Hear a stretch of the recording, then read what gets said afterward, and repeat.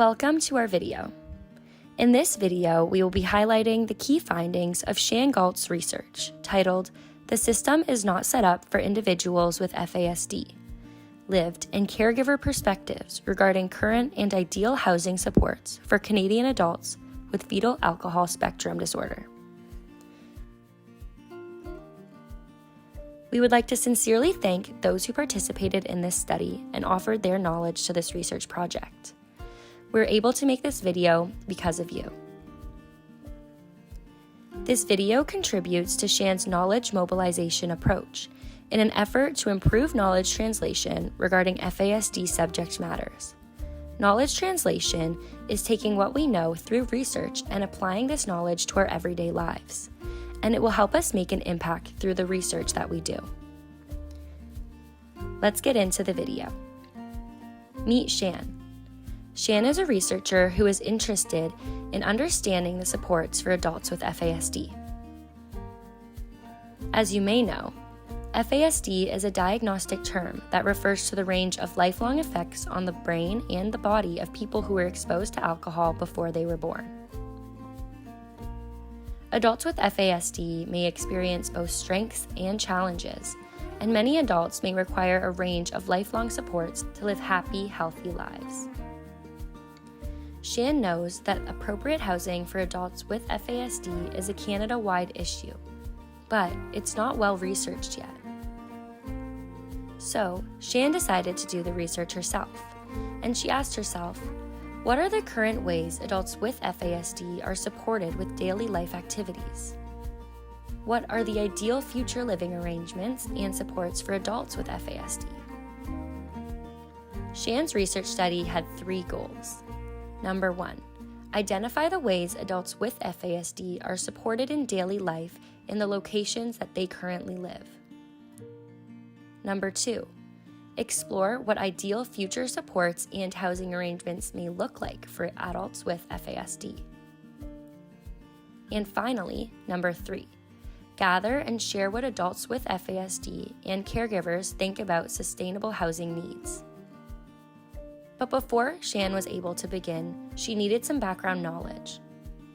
So, Siann consulted a rapid review, researching the scope of supportive housing for adults with FASD. The rapid review looked at all research studies related to adults with FASD and housing in the past 17 years, and summarized what it found. The rapid review identified 2 types of supportive and semi-independent housing models used by adults with FASD, the types being transitional and long-term housing. Transitional housing models are designed to be short to mid-term residences. The goal of transitional housing is to achieve independence among people experiencing challenges surrounding employment, substance use, mental health, and behavior. Short-term housing is where people might live for a few weeks, whereas medium-term housing is where people might live for a few months or even a year. The second type of supportive housing is long-term housing. These models are designed to be lifelong placements. Long-term housing includes independent living, supportive living programs, parent or caregiver placements, and group homes. The rapid review also highlighted several housing concerns and issues. Some of the concerns and issues that arose were that there is a general lack of available housing. There's also a lack of FASD-informed and FASD-specific resources. In addition, many of the options available are unaffordable, and many individuals with FASD don't meet the criteria for living arrangements or funding services. Some other concerns were that the supports that are currently offered are inflexible, and they're not tailored to specific strengths and needs of the individuals with FASD. There's also a lack of comprehensive care, limited continuity, and communication between sectors providing services. In terms of comprehensive care, this would look like care that considers all supports an adult with FASD may need, which may include financial, social, and emotional care. Continuity of care would mean that adults with FASD would be supported throughout their lives, and those supports would be well connected and well in communication with one another. Ultimately, housing for people with FASD requires specific, holistic, positive supports that promote the interdependence for its residents. So Siann decided with this knowledge, she is ready to start her research. She conducted a total of 22 interviews, including 11 with adults with FASD and 11 caregivers. 3 major themes were identified throughout the interviews. The first being current everyday living supports. Second being perspectives of adults with FASD about housing supports. And the third being their ideal future living arrangements. Let's start with the first, current day-to-day living supports. There were many areas of current supports described by adults with FASD and caregivers that were similar among most of the participants.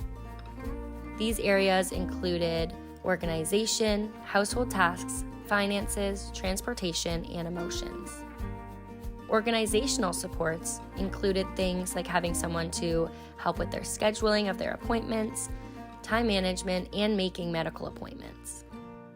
Some caregivers provided organizational supports by making visual calendars and reviewing a daily schedule each night.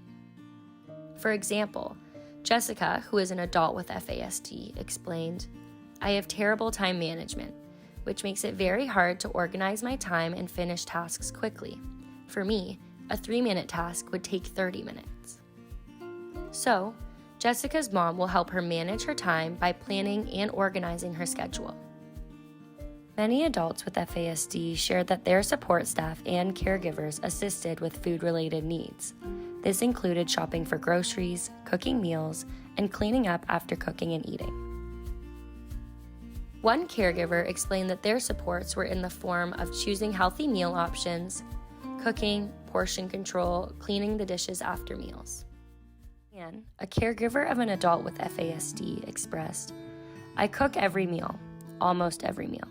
He does make some of his quicker meals, but we are teaching him. He doesn't use the stove alone. Even if you make a grilled cheese sandwich, he'll wear double the oven mitts to flip that sandwich with supervision." Caregivers identified providing supports with additional household tasks, including reminders to shower, choosing appropriate clothing for work and social settings, cleaning dishes after meals, and tidying the bedrooms. When providing these supports, I make sure that I am giving my child the independence they need to learn new skills, said one caregiver. Participants with FASD identified support staff and caregivers helped keep track of their money spending and income, supported their money management, and helped them understand the cost of items. One adult explained, "My aunt is definitely helping me because, I can't do finances all by myself without getting overwhelmed." Their caregiver explained that they provide supports in tracking spending and money management. They also help them understand the cost of items and where their money will be going. Transportational supports. Some participants with FASD reported they received supports with transportation to and from activities, work, and other important events, and 5 caregivers discussed that they provided these supports. Dwayne, who is an adult with FASD, stated that their housing organization stayed in touch with their provincial FASD organization. The housing staff helped them with some day-to-day things, such as one day they wanted to go to a funeral, and they helped book a van to take them to the funeral. Some participants called attention to receiving emotional supports from caregivers, and some caregivers talked about providing emotional support to the adults with FASD that they live with. One caregiver explained that they work on regulating their emotions and talking about their feelings of loneliness and isolation. Being a shoulder to lean on and someone to talk to is very important when you're playing the role of caregiver. Caregivers also discussed providing supports in areas that were not mentioned by adults with FASD during the interviews. Specifically, caregivers uniquely highlighted providing support in the areas of safety, relationships and communications with others, and structuring their free time. Some caregivers highlighted that they provide safety support such as monitoring internet use and phone use, installing security systems within the home, and being mindful of physical safety. A few caregivers specifically highlighted concerns regarding police involvement for the adult with FASD that they support, and safety supports they have implemented as a result of these concerns, such as home security systems. Others highlighted worries regarding internet safety for the adult with FASD that they support. Elizabeth, a caregiver, explained, "Internet is a tricky place. There are a lot of unsafe spaces. To keep my child safe, I monitor their internet use and limit their internet access." Some caregivers identified they supported adults with FASD in their relationships and communications with other people. One caregiver said, "I help him to understand people, and I help people to understand him too." Many caregivers offered supports in recognizing healthy relationships, such as giving advice on good or bad friendships, social skills, and helping to develop self-esteem. Caregivers identified that they intentionally structure the free time of the adult with FASD they support through strength-centered activities such as sports or providing spaces to tinker with mechanics. One caregiver said, "He really enjoys going out in the garage and tinkering, which is good, which is very good, or else he would be doing online stuff." This caregiver also said that they like to encourage their adult with FASD to participate in activities that bring joy and build on their strengths. Siann wondered if caregivers had any recommendations for successfully implementing the day-to-day living supports that were discussed. One caregiver said to make sure that their daughter was on board with the supports, they believe that asking her opinion is most valuable, as well as ensuring supports provide structure and routine. One caregiver stated, "Making sure that she has choice in her supports encourages self-directed freedom and gives us a chance to work on self-determination." In addition, it's important to be mindful of the perspectives of the adults being cared for and the way that they think and process language. Theme number 2, perspectives of adults with FASD regarding day-to-day living supports.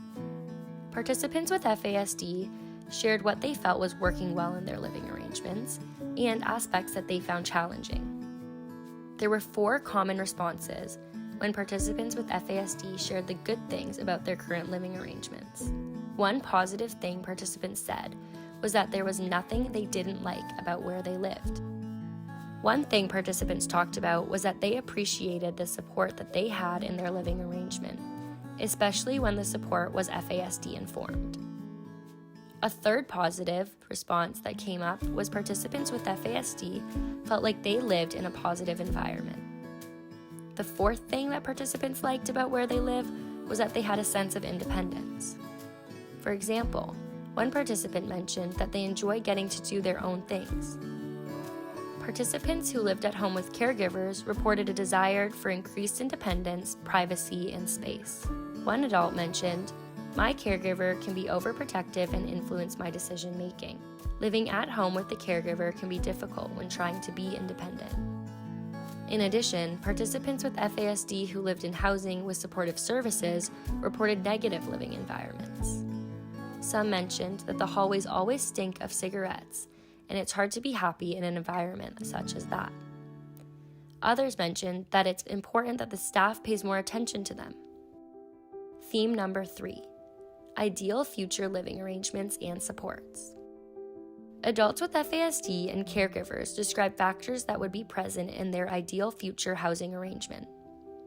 Participants shared their hopes for an independent living space, plus a support worker. The support worker would help with things that their caregiver currently helps with.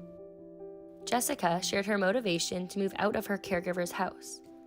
She said, "I would like to be able to move out and live independently and have more capabilities like people without FASD. And to be able to have a stable home and do finances and stuff without having my parents' help."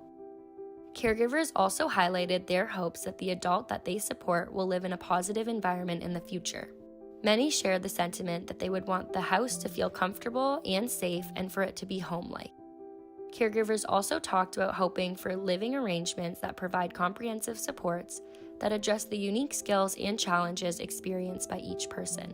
One caregiver mentioned, "Ideally, adults with FASD would receive supports with household tasks, organization, and finances in future housing arrangements."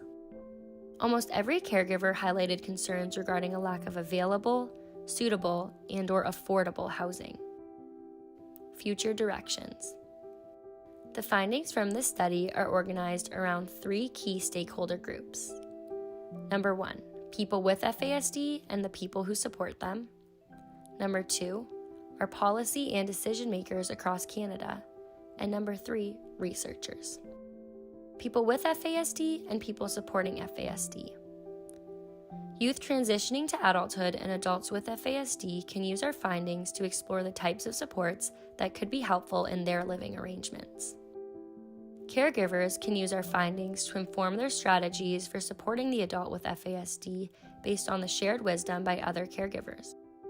For policymakers, the key findings include the need for affordable housing options, FASD-specific housing in Canadian communities that offer individualized and strength-based supports. In addition, research centered around the perspectives and strengths of adults with FASD is warranted. We would like to thank you all for participating in our research and being such an important part of this change.